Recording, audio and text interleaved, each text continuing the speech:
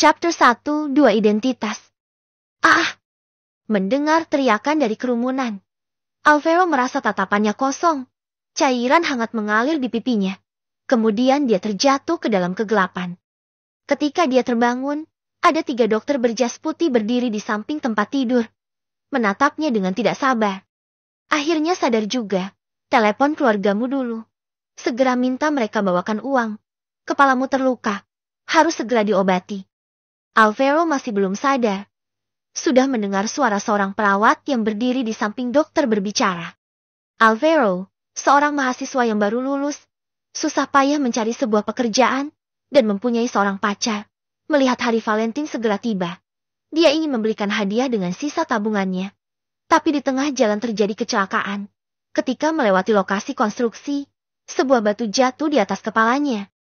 Ketika dia diantar ke rumah sakit, karena keadaannya darurat dia melakukan serangkaian tes.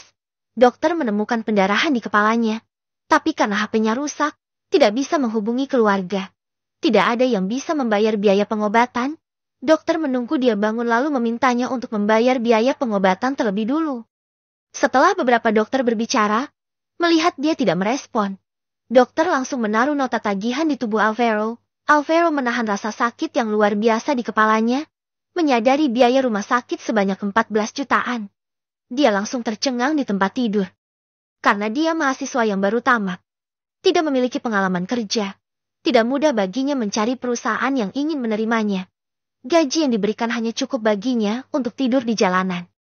Alvaro mengingat orang tuanya, setiap hari memandang tanah liat dan menahan terik matahari. Karena sudah bertani cukup lama, mereka menjadi hitam dan kurus. Uang kuliahnya dikumpulkan susah payah oleh keluarganya. Kalau tidak ada uang untuk berobat, yang stres hanya dia seorang. Kalau orang tuanya tahu biaya pengobatan sebanyak 14 jutaan, takutnya yang stres bukan hanya dia seorang. Setelah berpikir cukup lama, dia mengingat seseorang dan mungkin bisa membantunya. Apakah bisa meminjam telepon kalian? Aku ingin menelepon. Perawat yang baru saja berbicara mengeluarkan HP-nya dari saku dan memberikannya kepadanya. Alvaro melihat ini semua, tapi dia tidak bisa mengatakan apa-apa. Hanya bisa menggertakkan gigi. Siapa ya? Ketika telepon tersambung, terdengar suara wanita yang tidak sabar. Alvaro menjilat bibir keringnya, karena takut wanita itu menutup telepon dan berbicara dengan gugup. Queen, ini aku, Alvaro. Oh, ada apa? Aku terluka di rumah sakit. Bisakah meminjam uangmu untuk membayar biaya pengobatanku? Setelah Alvaro selesai berbicara, wanita yang berada di ujung telepon tidak mengatakan apa-apa. Ketika dia hendak berbicara sekali lagi, Queen tersenyum dingin. Heh, Alvaro, sejak kapan kamu berubah menjadi begitu idiot? Ya sudah, kalau tidak ada uang memberikanku hadiah, malah masih ingin menggunakan cara ini untuk membohongiku. Mimpi saja. Kedepannya jangan cari aku lagi. Orang sepertimu, lebih baik mati di rumah sakit. Selesai mengatakannya, Queen langsung mematikan telepon. Sama sekali tidak memberikan Alvaro kesempatan untuk berbicara. Mendengar suara telepon ditutup, Alvaro sekali lagi terpuruk. Selain uang sewa dan uang makan yang diperlukan, sisa gajinya diserahkan kepada Queen. Meskipun tidak banyak, tapi setidaknya ada sekitar 14-16 juta. Tidak disangka Queen begitu kejam. Alvaro yang tidak menyerah, menelepon kembali, dan tidak menyangka dia langsung menonaktifkan handphone. Alvaro tidak menyangka matanya memanas. Dia berusaha keras menahan air mata yang ada di matanya. Penipu. Orang sepertimu, lebih baik benar-benar mati di rumah sakit. Kata-kata ini diucapkan dari mulut pacarnya sendiri. Tidak, seharusnya mantan pacar. Karena dia mengatakan ke depannya jangan pergi mencarinya lagi. Setelah selesai menelepon, kembalikan handphone. Kita masih ada pasien lain yang harus diperiksa. Sebenarnya kalau tidak ada uang juga harus membayar biaya pengobatan sebelumnya. Nanti kalau ada uang baru obati diri sendiri. Ucap suster rumah sakit. Mendengar perkataan suster tersebut, Alvaro membuka mulutnya. Tidak tahu harus bagaimana. Sekarang dia hanya memiliki uang sebanyak 1,4 juta. Bahkan tidak cukup untuk membayar uang muka. Suster melihat dia kesulitan. Emosinya tiba-tiba menjadi pemarah. Jangan bilang kamu ingin memberitahuku tidak ingin membayar biaya pengobatan sebelumnya. Kalau kamu berani seperti ini, aku akan lapor polisi.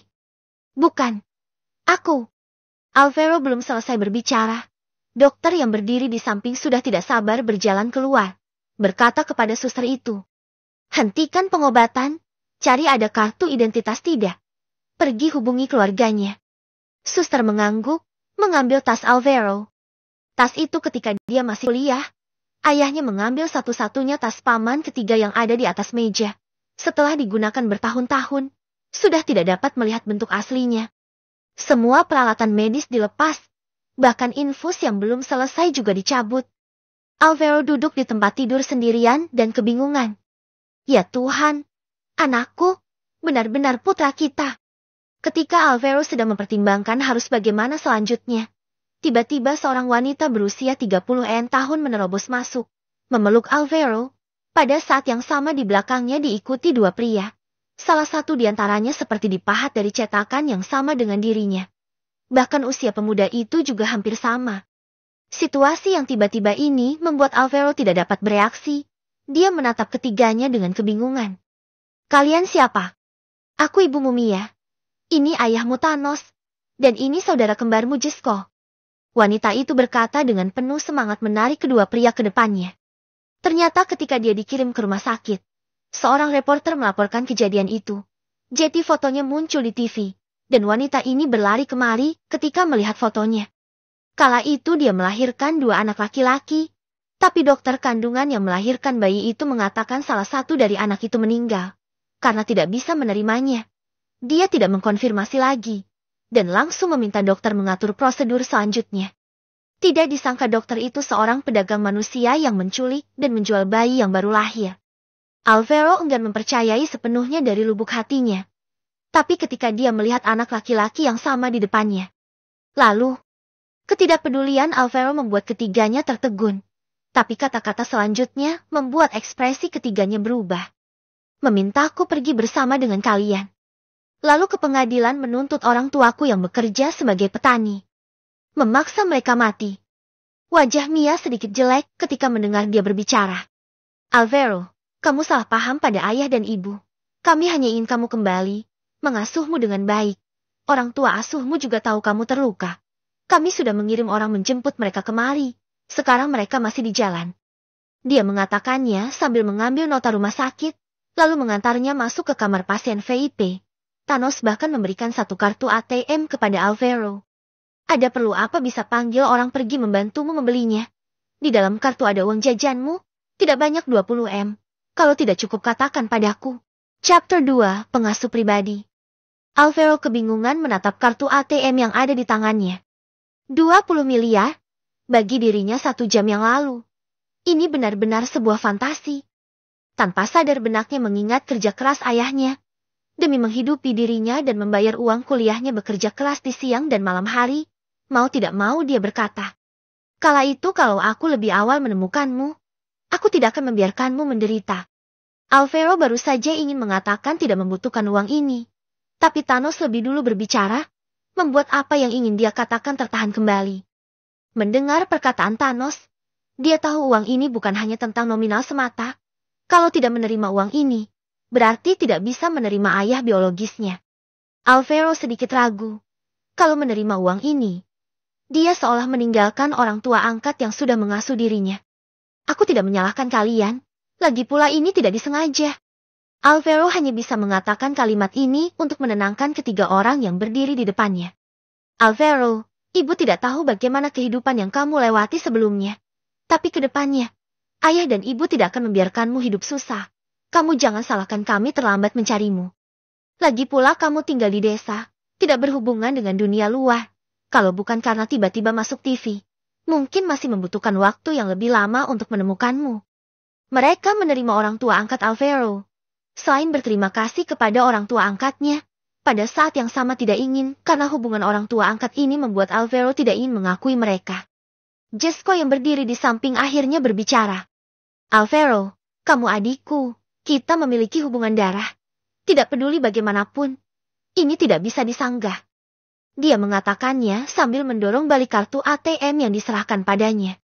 Alvaro memandang ketiga orang di depannya, dan tidak tahu harus bagaimana menggambarkan suasana hatinya saat ini. Setelah terdiam sesaat, dia perlahan-lahan mulai berbicara. Aku bisa menerima uang ini, tapi tidak boleh memintaku meninggalkan orang tua angkatku. Kalau kalian memiliki pemikiran ini, lebih baik uang ini kalian simpan kembali. Setelah Thanos dan istrinya mendengar dia berkata begini, ada kegembiraan di mata mereka. Mia bahkan menangis terharu. Alvaro bersedia menerima uang ini, bukan berarti bersedia menerima mereka. Setidaknya dia tidak menyalahkan mereka. Lagi pula dari awal mereka tidak memiliki niat meminta Alvaro putus hubungan dengan orang tua angkat. Kalau anak mereka seperti itu. Ini membuat mereka sedikit kecewa. Tidak akan. Kami sudah mengatur orang untuk menjemput orang tua angkatmu. Mungkin besok malam baru sampai. Kami akan mengurus ADM rumah sakitmu terlebih dulu. Mia tersentuh menarik mereka berdua keluar.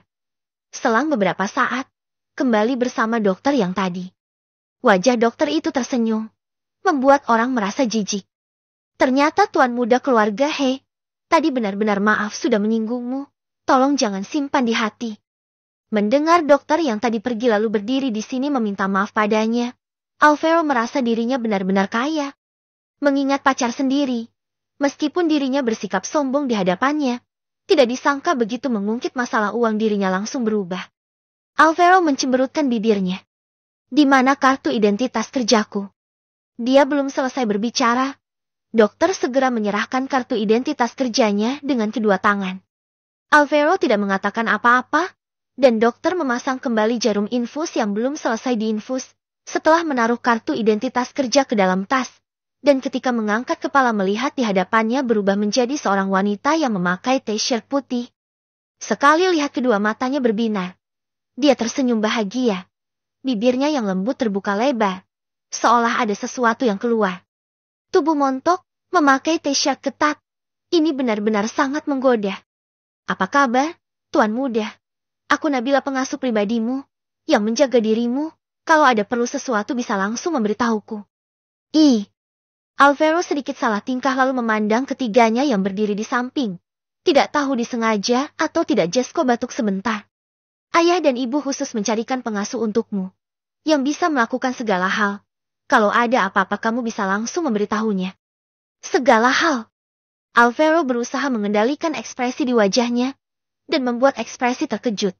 Tidak tahu apakah dia yang berpikiran terlalu banyak. Mia duduk di sampingnya, memegang tangannya dan berbicara. Alvaro, kalau ada sesuatu yang tidak enak kamu sampaikan kepada ayah dan ibu. Kamu bisa langsung mengatakannya ke Nabila. Jangan merasa tidak enak hati, kedepannya dia adalah orangmu. Alvaro meneguk segelas air untuk menekan perasaannya. Namun kata-kata Mia hampir membuatnya menyembur air ini. Dia tersedak, dan Mia langsung menepuk punggungnya. Mungkin karena Thanos dan istrinya sudah tua, tidak begitu banyak berpikir. Mereka tidak menyadari masalah dari kata-kata ini. Sebaliknya Jesko terkikik di samping, menarik ayah dan ibunya keluar, mengatakan Alvaro baru sadar dan butuh istirahat. Nabila mengambil baju baru dari samping, ingin membantu Alvaro menggantinya. Sebaliknya membuat dirinya seorang pria dewasa merasa malu dan menghindar. Tidak usah, aku bisa sendiri. Tuan muda, sudah tugasku melayanimu, kalau kamu merasa tidak memerlukan diriku. Aku tidak perlu tinggal di sini. Pada akhirnya, demi keegoisan dirinya agar gadis cantik ini tetap berada di sisinya, dia hanya bisa mendengarnya. Aku ingin pergi membeli HP. Turut Alvaro. Setelah Nabila membantunya memakai baju, begitu mendengar dia berkata begitu, dia langsung memapah Alvaro duduk di tempat tidur. Boleh membeli handphone, tapi setelah membeli handphone harus segera kembali. Terlebih kamu mengalami gegar otak, masih perlu melakukan pemeriksaan lanjutan. Merasa dada lembut wanita ini menyentuh lengannya. Alvaro tanpa sadar mengangguk. Di bawah papahannya pergi meninggalkan rumah sakit. Melihat ponsel di konter, sudut mulut Alvaro menyeringai. Hanya satu handphone ini seharga puluhan juta. Apakah ini terbuat dari emas? Nabila, apakah kamu menyukai handphone ini? Nabila yang mendengar pertanyaan tiba-tiba, melirik handphone itu dengan santai, lalu menggelengkan kepala mengalihkan tatapan. Handphone seperti itu tidak dalam pertimbangannya.